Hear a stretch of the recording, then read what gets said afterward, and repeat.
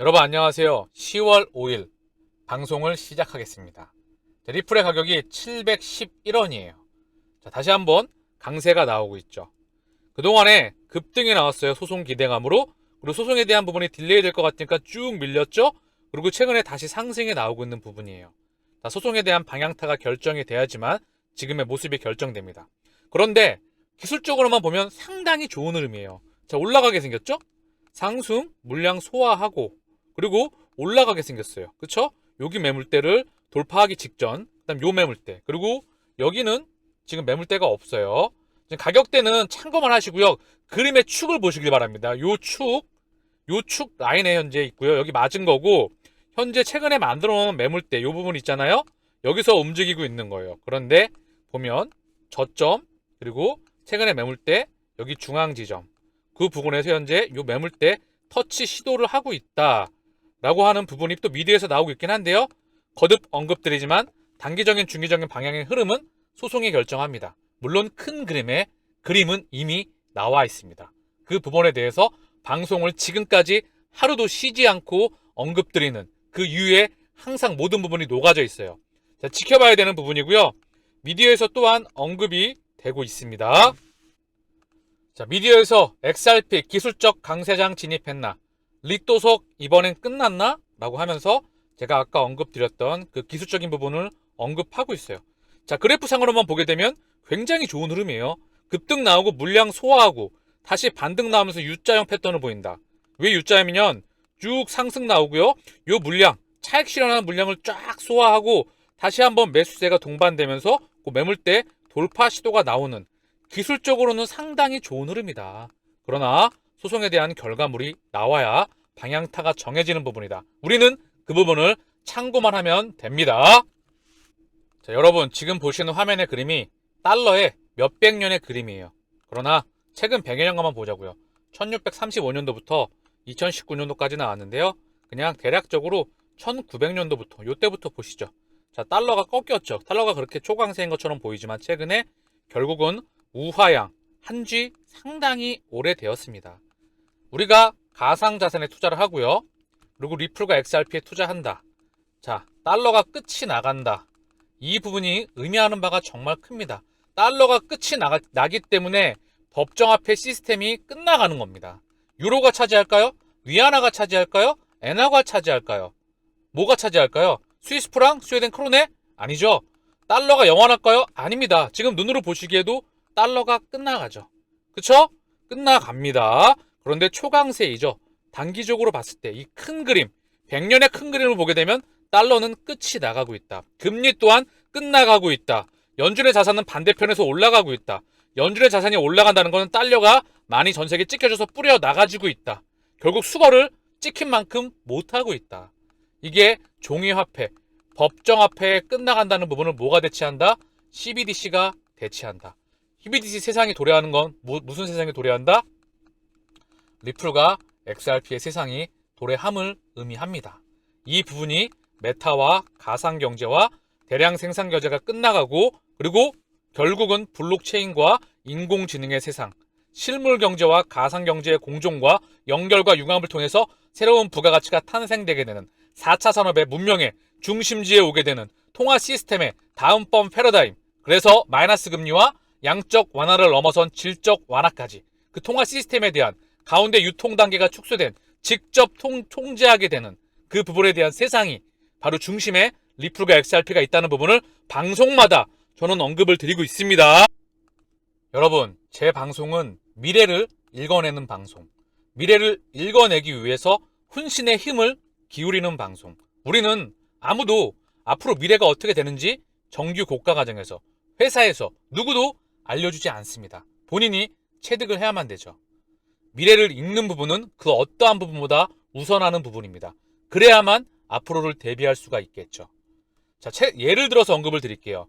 우리가 30년 전에 한국 증시 중무장대 산업에 투자를 시작했었더라면, 제가 언급드리는 12대 13대 글로벌 공급밸류 체인상에 있는 한국의 반도체, 조선, 철강, 석유화학, 자동차 부품, 디스플레이, 가전, 유무성 통신기기, 건설, 기계, 해운, 철강, 이들 산업군의 1등 기업에 30년 전에 투자했었다면 가장 좋았을 것이고요. 최소한 20년 전에 투자를 시작해서 10년 전에 투자가 끝났었더라면 어떠한 결과물로 다가왔을까요? 최소한 50배에서 100배 이상의 수익으로 돌아왔을 겁니다.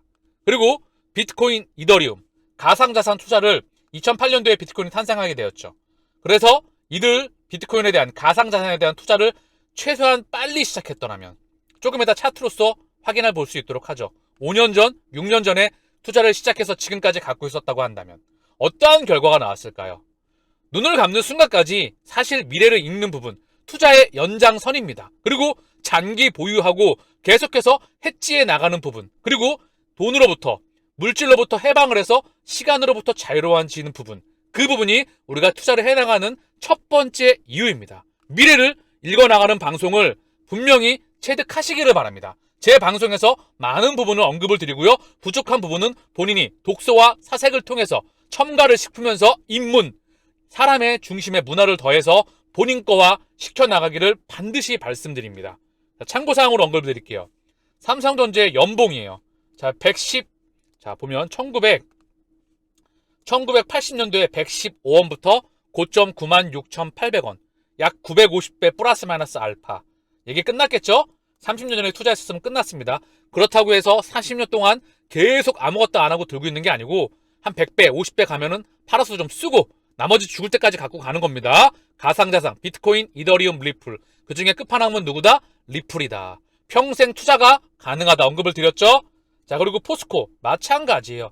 포스코도 폭발적인 성장, 그리고 10년 전에 투자가 끝났어야 돼요. 이거 10년 동안 장기 투자했으면 망했습니다. 그래서 30년 전에 투자를 시작해서 10년 전 또는 20년 전에 최소한 투자를 시작해서 10년 전에 투자가 끝났다고 한다면 최소한 수십 배에서 100배 수익으로 돌아와서 천문학적인 수익으로 돌아왔을 겁니다. 자, 그리고 현대중공업. 자, 잠시만요. 자, 구현대중공업인 한국조선해양. 자, 보게 되면 연봉이기 때문에 자, 똑같죠? 10년 동안 투자했으면 망했다. 업황 투자에 따라서 업황이 좋아지게 되면 일시적으로 반등이 나오나 전반적으로 조선업도 크게 보면 사실 성장이 폭발적인 성장하는 시장아 끝나갔다.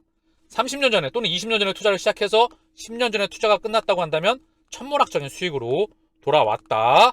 수십 배에서 100배 가까운 수익으로 돌아왔다. 포스코도 마찬가지예요. 똑같은 그림입니다. 현대차, 현대모비스도 마찬가지 그림이죠. 10년 동안 투자했으면 망했다. 20년 전, 30년에 투자를 시작해서 10년 전에 투자가 끝났다고 한다면 천문학적인 수익으로 돌아왔을 겁니다. 그렇기에 그러면 자, 이거는 과거 얘기 아니야. 그쵸? 이제부터 미래를 예측해야 된다는 거죠. 그쵸? 그리고 나서 일단 과거를 조금만 더 보시죠. 뭘 더 보냐? 자, 비트코인의 차트를 한번, 우리 장기 차트를 한번 이왕 본 김에 한 번 더 보고 오시죠. 비트코인의 장기 차트. 그러면 또 한눈에 보이겠죠? 자, 비트코인의 장기 차트예요. 자, 2016년도 얼마였었죠? 자, 50만원대였어요. 지금으로부터 6년 전에 2016년 전에 16년 3월 달에 지금 가격을 보니까 56만원이었습니다. 이때 투자를 했었다면 떨어져도 지금 몇 배이죠? 천문학적인 수익이죠? 아, 마찬가지입니다. 이때 저점일 때 2018년도에 300만원 중반대까지 떨어졌을 때 이때 투자를 집행했었다면 지금도 마찬가지예요. 자, 그리고 계속 언급드리지만 앞으로는 어떻게 되냐가 중요한 겁니다. 앞으로는 미래는 어떻게 되냐. 제가 지금 과거를 얘기했잖아요. 미래에 어떻게 되냐. 첫 번째, 제 비트코인이 이제 시작하는 부분이다. 앞으로 100배 이상 성장한다. 물론 그 성장 속도가 예전만 하지 못하겠죠. 이 흐름을 자, 리플과 XRP가 지금 보여주리라 생각을 합니다. 그 파괴력을. 자, 조금만 연장선에서 좀 더 설명을 드리죠. 자, 삼성전자, 현대모비스, 포스코, 한국조선해양. 이걸 봤죠? 이런 기업들의 한국의 중후장대 역사를 잠시 살펴보았습니다. 자, 그러면 과거는 다 누구나 얘기할 수 있는 거 아니야. 제가 방송을 서두에 말씀해서 드렸죠? 미래를 읽는 방송이다. 그럼 앞으로는 뭐냐 이거죠. 앞으로 폭발적으로 성장한 데가 어디죠? 건강하게 오래 사는 헬스케어 산업. 왜? 전 세계 고령화. 이 부분은 100%예요. 전 세계 인구의 고령화. 특히 미국, 유럽, 중국, 일본, 대한민국 대부분의 국가들이 고령화가 되고 있죠. 중국도 고령화가 되고 있고요. 일부 인도나 일부 국가를 제외하고 대부분 고령화가 진행되고 있습니다. 고령화가 온다는 것은 재정이 적자가 난다는 거예요. 즉 헬스케어 산업은 폭발적으로 성장을 한다. 전 세계 고령화와 재정 적자로 인해서. 자, 자동차의 패러다임이 오고 있죠. 자, 그 첫 번째로서 전기차, 공유자동차, 그리고 자율주행차, 로봇까지 가게 되죠. 자, 그래서 이 전기차의 자동차의 패러다임, 여기서 경쟁적 나오는 게 지금 현재 2차 전지인 하드웨어가 한국에서 주목을 받고 있지만 진짜는 자율주행차이다. 움직이는 로봇이다. 그 안에 들어가는 소프트웨어 혁명에서 진짜 부가가치가 담긴다. 여기서 소프트웨어로 결제를 하게 될 것이고요. 결국 이 디지털 지갑 안에 CBDC, 각종 디지털 자산들과 모든 것들이 다 담기게 될 것입니다. 그쵸? 이걸 나르는 거는 XRP가 나르게 되겠죠? 중요한 건, 자, 이 부분 두 번째. 마지막에 뭐죠? 인공지능과 블록체인이 폭발적으로 성장한다는 거죠. 이 모든 산업들의 융복합이 된다.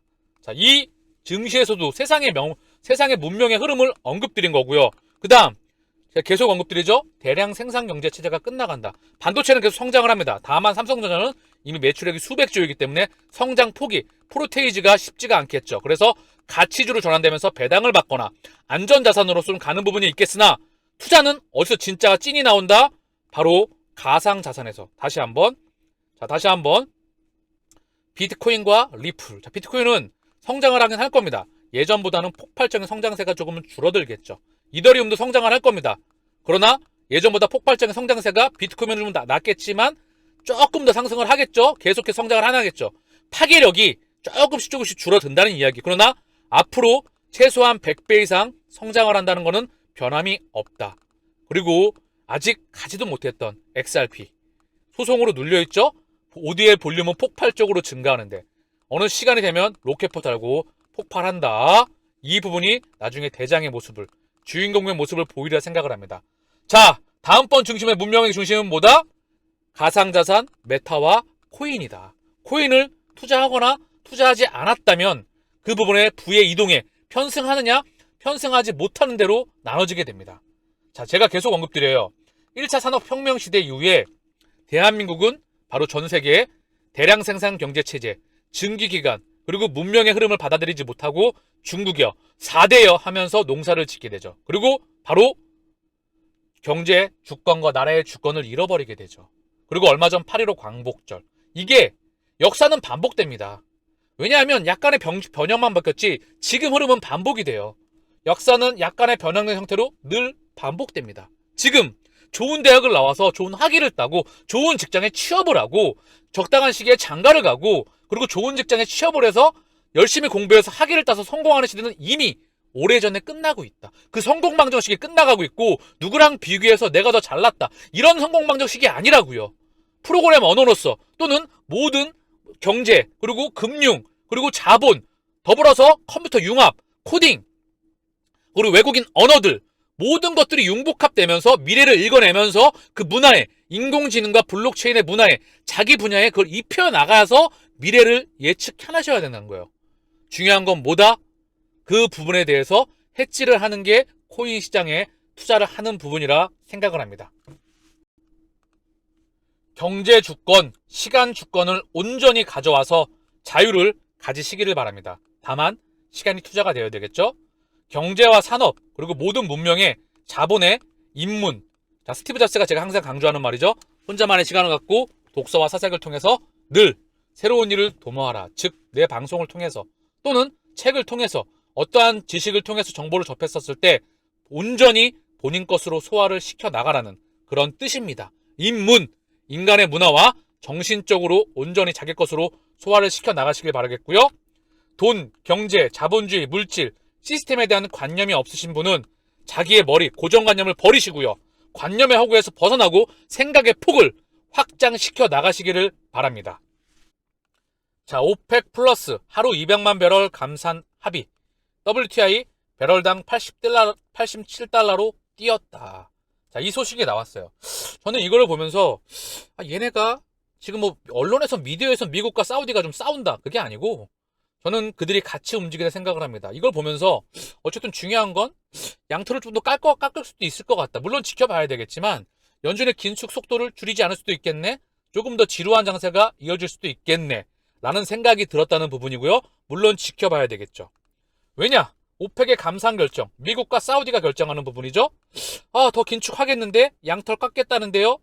열심히 더 일해서 제가 투자하고 싶은 코인이나 어떤 투자 대상을 조금 더 모아야 할 것 같네요.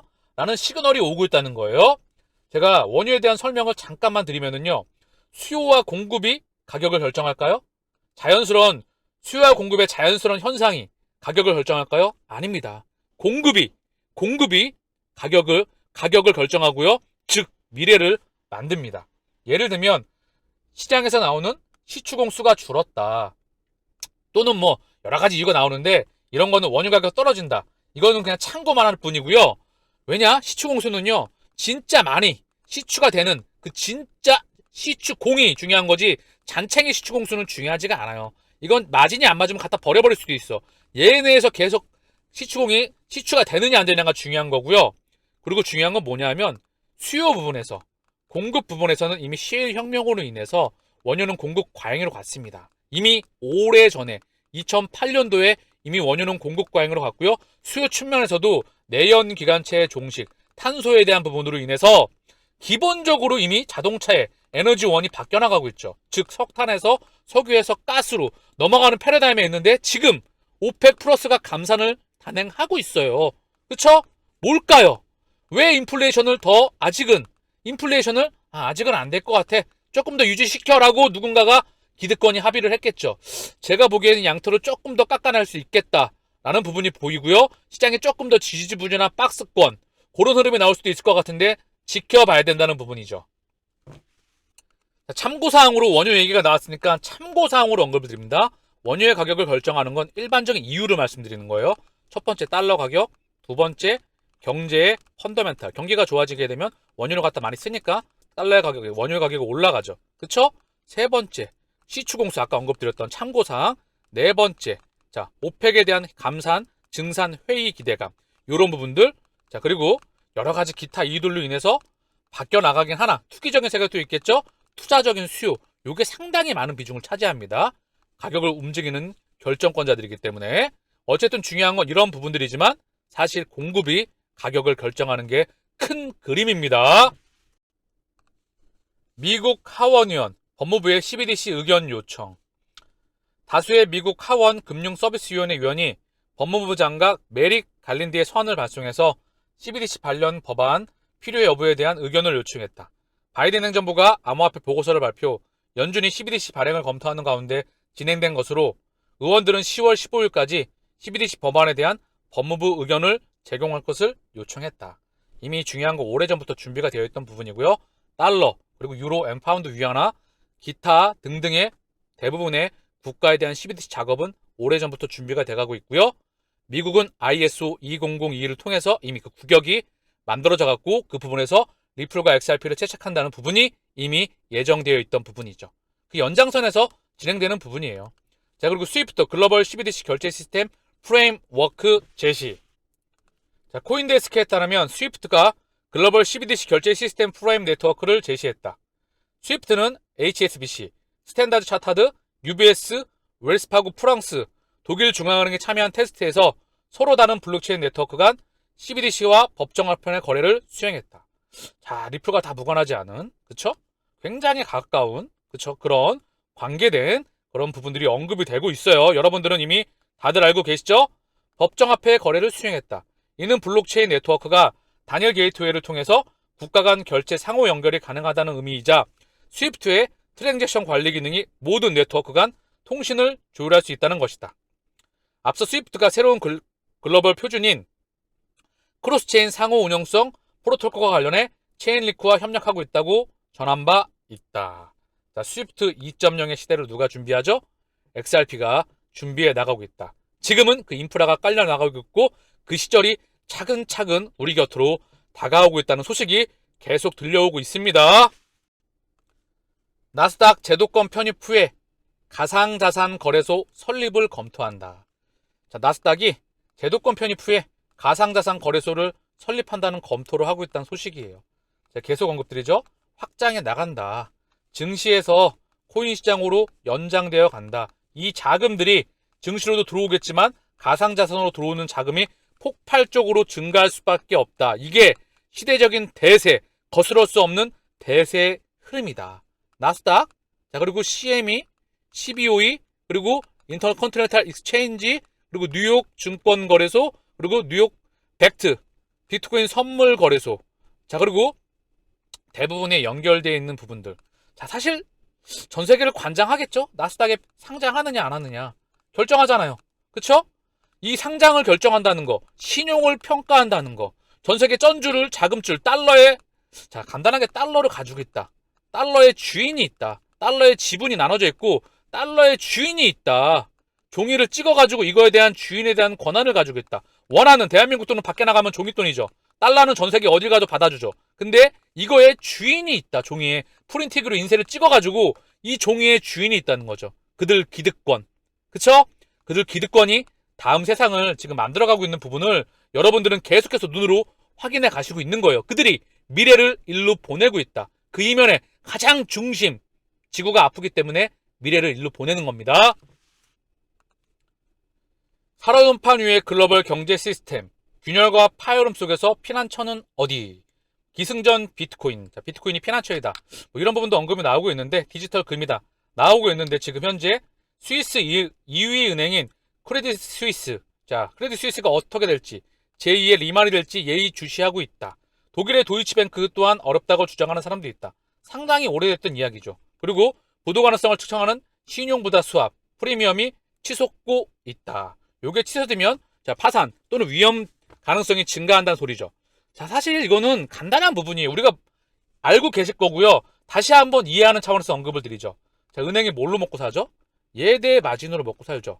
자, 예금을 끌어와서 대출해주는 구조예요. 그쵸? 근데 기준금리가 떨어지게 되면, 기준금리가 0에 가까우면 은행은 망해요. 장기간 저금리였다는 거는요, 은행이 굉장히 부실해질 확률이 높다. 그렇기에 자, 스위스 유엔의 크레딧 스위스, 자, 그리고 독일 도이치뱅크, 이들이 어렵다는 이야기는 이미 상당히 오래전부터 나오고 있었다. 유럽의 기준금리를 보시죠. 자, 보게 되면 0이죠. 0. 0에 된 기간이 엄청나게 오래됐어요. 지금 보이시죠? 00000 18년, 뭐 17년 계속 뒤로 가고 싶은데 더 안 가네. 자, 보게 되면 어쨌든 중요한 건 상당히 오래 기간 동안 0에 있었다. 일부 마이너스 0에 있었다. 그러면 상업은행들은 굉장히 어려움에 처할 수밖에 없습니다. 어떤 걸로 해서 이 부실을 견뎌낼 수가 있을까요? 이 상황에 금리가 올라가면 갑자기 먹고 살기 좋아진다? 오히려 금리가 올라가면 가게와 기업이 부실하게 되죠. 그럼 은행은 같이 파산이 되게 됩니다. 그런 연장선에서 지금 어려웠던 부분이다. 그래서 지금 또한 다시 한번 CBDC와 이런 세상이 연장선에서 나오고 있는 겁니다. 마이너스 금리와 질적 완화, 또 다른 부양책. 그래서 이 세상을 이해하셔야 합니다. 자, 피터 시프, 비트코인 회복세 일시적, 5,000달러까지 하락 전망. 자, 이번 글로벌 매크로 잘 보신다고 하시는 분이시죠? 금 투자자이면서. 저는 이런 말 나오면 그냥 버려버려요. 금이나 투자라고 하세요 라고 저는 걸러버립니다. 제가 어제 방송에서 언급을 드렸죠? 워렌 버핏 할아버지가 오더라도 자기 원칙이 있어야 된다. 자, 계속 언급드리죠? 미디어에 흔들릴 필요가 없다. 이 세상을 연구와 분석을 통해서 본인이 확신을 하신다면 투자를 집행하셔서 매크로 이슈가 시끄러울 때마다 모아가는 전략은 언제나 유효하다. 금을 장기 투자했다면 망했다. 자, 계속 언급드리는 부분이에요. 이 세상은 저는 100%, 99.9가 아니라 100% 온다고 봅니다. 미국 연준 인사들 조기 긴축 기조변화 1축, 조기 금리 인하 없다. 시장 기대감 버려라. 이게 유가, 자, 오펙 플러스에서 나왔던 이 부분이 조금 걸리긴 하는데 박스권의 시간이 길어질 수도 있다. 왜? 인플레이션의 속도가 줄어들지 않을 수가 있기 때문에. 그렇기에 지켜봐야 되는 부분이긴 하나 지루한 장세가 조금 더 이어질 수가 있다. 그러나 시장이 중간에 빠그러지면, 중간에 망가지게 되면 연준의 스탠스는 변할 수가 있겠죠. 제가 지난번에 두 가지 스탠스에 대해서 언급을 자세히 드렸죠. 못 보셨던 분들은 지난 방송을 꼭 보시길 바랍니다.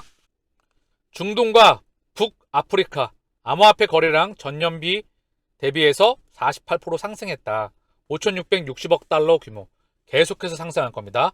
폭발적으로 이미 초기 시장이기 때문에. 이 초기 시장을 확신한다면 정말 좋겠죠? 초기 시장이 되는데 앞으로 시장이 폭발적으로 성장한다는 것을 본인이 확신할 수 있어. 얼마나 노다지겠습니까? 메타와 가상과 우주는 노다지이다.